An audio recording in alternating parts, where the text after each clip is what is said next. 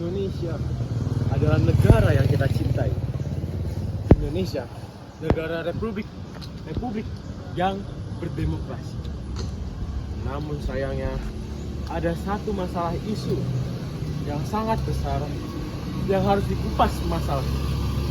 Perkenalkan, nama saya Dominikus Rosario Purwanto dari kelas 10-8 absen 11. Pada kesempatan kali ini, saya akan mengupas masalah yang ada di Indonesia, yaitu bahwa generasi muda, generasi Gen Z yang berpendidikan tinggi cenderung memiliki angka pengangguran yang lebih tinggi dibandingkan generasi-generasi sebelumnya yang hanya memiliki pendidikan tidak setinggi generasi Z seperti sarjana dan lain sebagainya.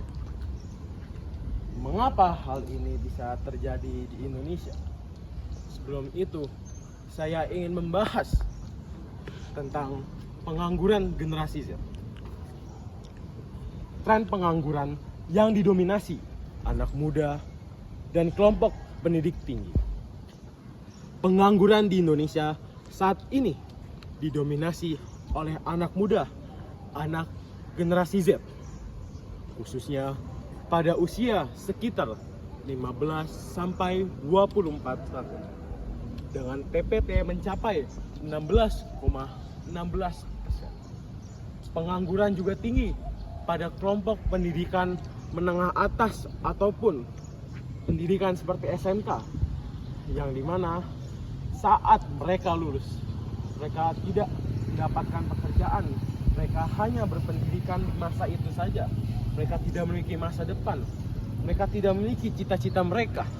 Walaupun saat masa SMK atau SMA mereka memiliki cita-cita, yang dimana cita-citanya itu simpel, mereka bekerja dan dapat menafkahi orang tua. Hal ini juga disebabkan mengapa generasi Z itu lebih cenderung memiliki angka pengangguran lebih tinggi. Ya, karena generasi muda minim aktivitas dan pendidikan tinggi kian sulit mendapat pekerjaan. Generasi Z dikenal sebagai generasi penerus bangsa, yang katanya generasi emas Indonesia menuju emas pada tahun 2045. Namun sayangnya, menurut saya, generasi Z adalah salah satu generasi yang mager.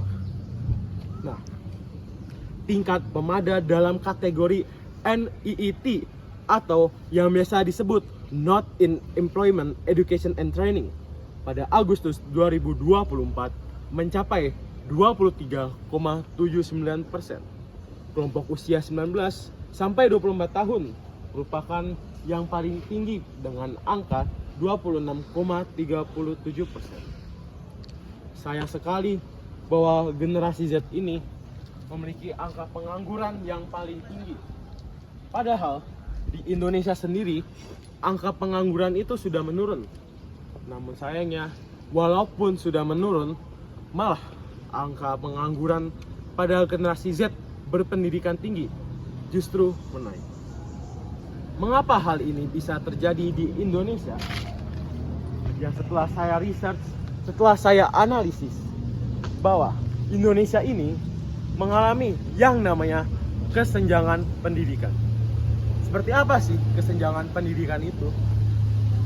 Indonesia mengalami kesenjangan pendidikan karena dalam kurikulum Indonesia atau pendidikan Indonesia hanya berfokus pada suatu akademis, namun tidak berfokus pada suatu praktek ataupun suatu praktisi dalam dunianya. Jadi, tentunya anak muda ini hanya berfokus pada suatu nilai, namun dia tuh tidak memiliki praktek kerja dunia nyata. Lalu, kurikulum pendidikan belum sepenuhnya responsif terhadap perubahan teknologi dan kebutuhan sektor lain.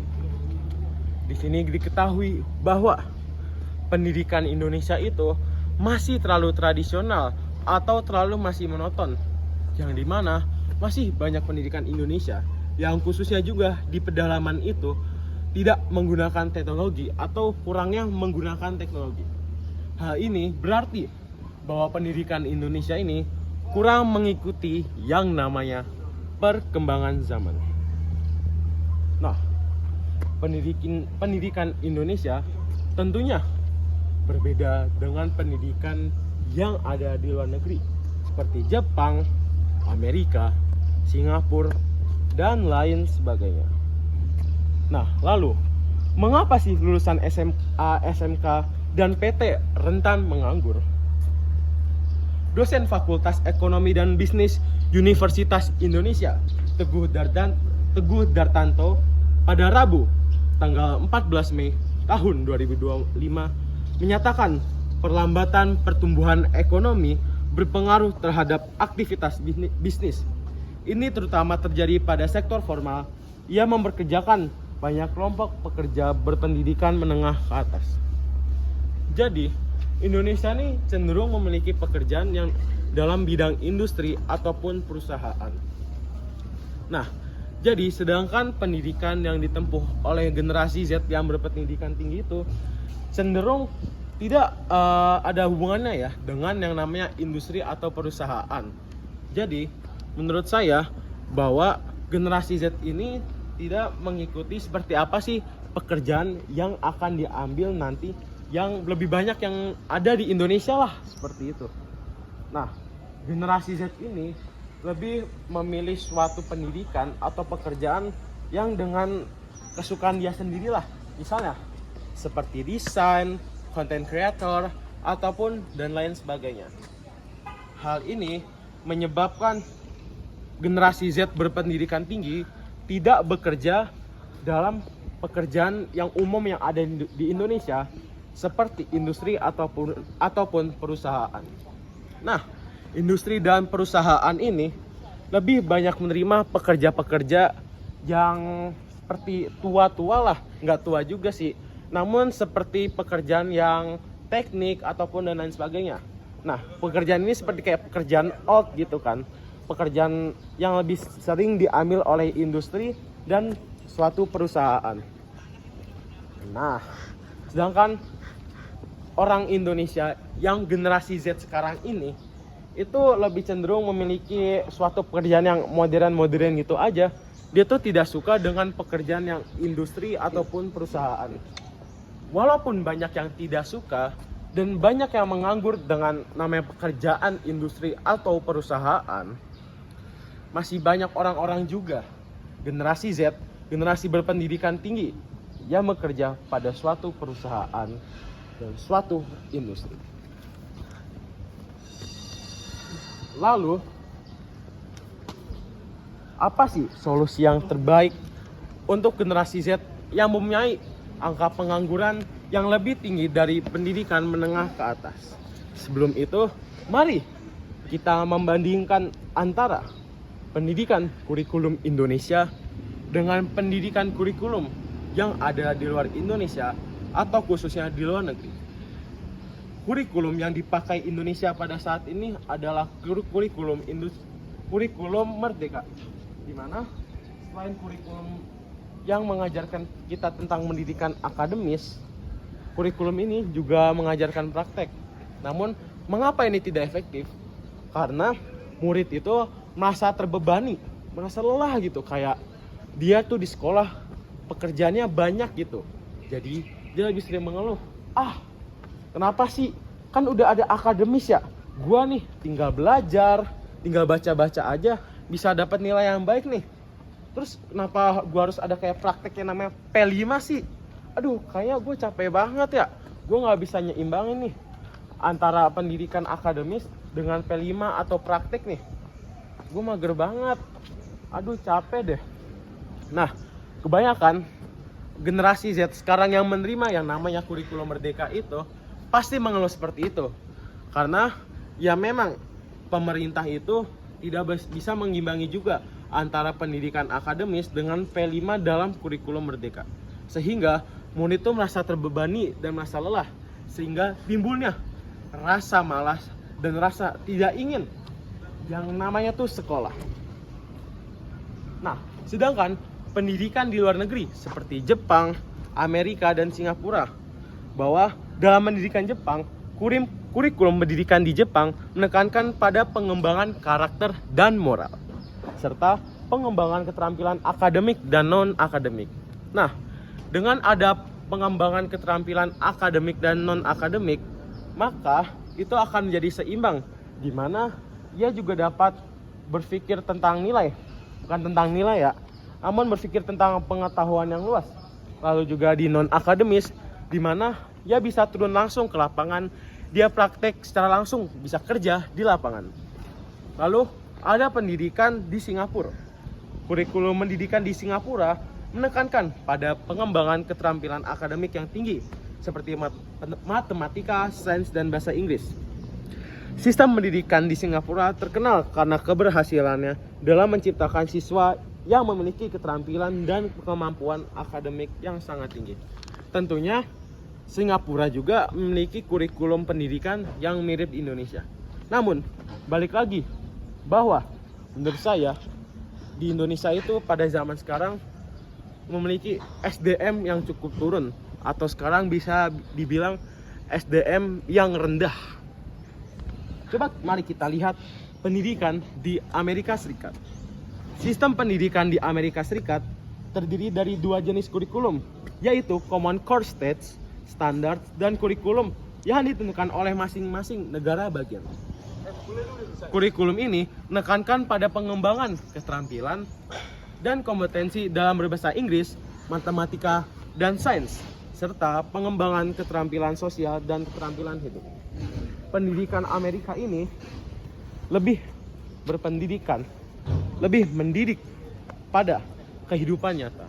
Nah, maka orang-orang SDM yang ada di Amerika itu, dia tuh bisa kerja secara langsung gitu. Kayak dia tuh tidak hanya mengandalkan akademik dan lain sebagainya. Nah, lalu apa sih sebenarnya hubungannya sama pelajaran-pelajaran ada di Indonesia? Dalam kasus generasi muda, generasi Z ini memiliki angka pengangguran yang cenderung lebih tinggi dibandingkan generasi-generasi sebelumnya atau generasi yang memiliki pendidikan yang tidak lebih tinggi dari generasi Z. Yang pertama, dengan pelajaran sosiologi. Mengapa sih dengan pelajaran sosiologi? Pelajaran sosiologi yang kami pelajari di SMA Kolese Gonzaga, Jakarta, Indonesia. Kami mempelajari dengan Pak Agus, guru tercinta kami, yaitu kelas sosial atau nilai strata sosial. Yang dimana pastinya dong orang yang memiliki pendidikan yang tinggi itu kelas sosialnya naik tuh. Dia tuh memiliki kelas sosial yang cukup tinggi ya. Namun saat sudah memasuki dunia kerja, dia tuh malah menjadi pengangguran dan kelas sosialnya tuh menjadi turun atau menjadi turun.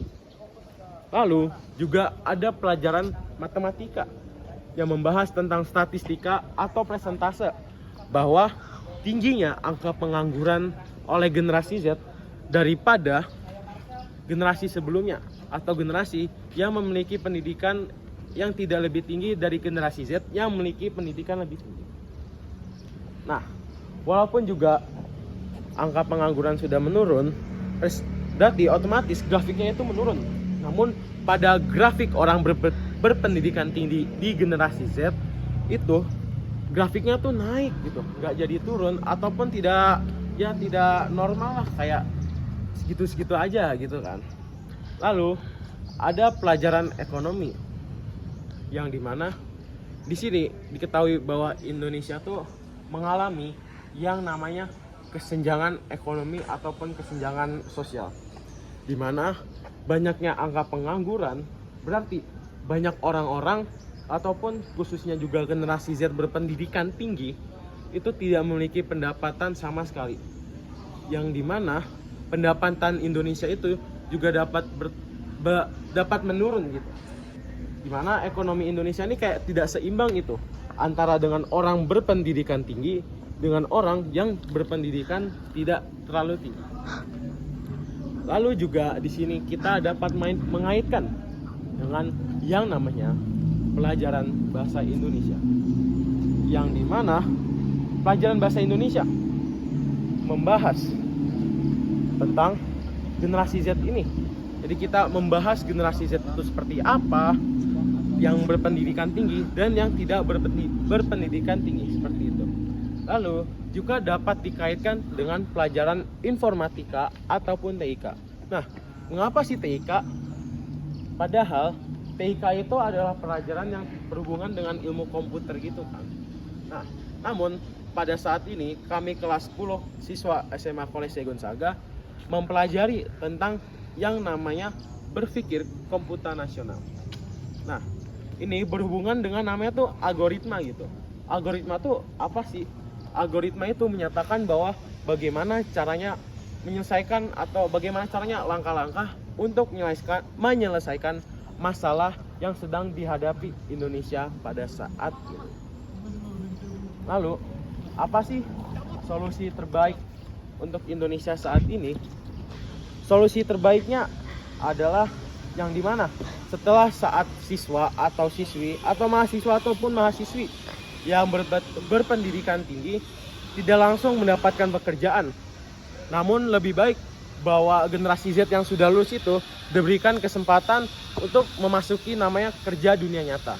Nah, ketika ia sudah memasuki kerja dunia nyata, maka dia tuh akan bisa fokus gitu, juga memiliki pengalaman, ya mungkin tidak banyak ya pengalamannya, tetapi setidaknya ada pengalaman untuk kerja dunia nyata.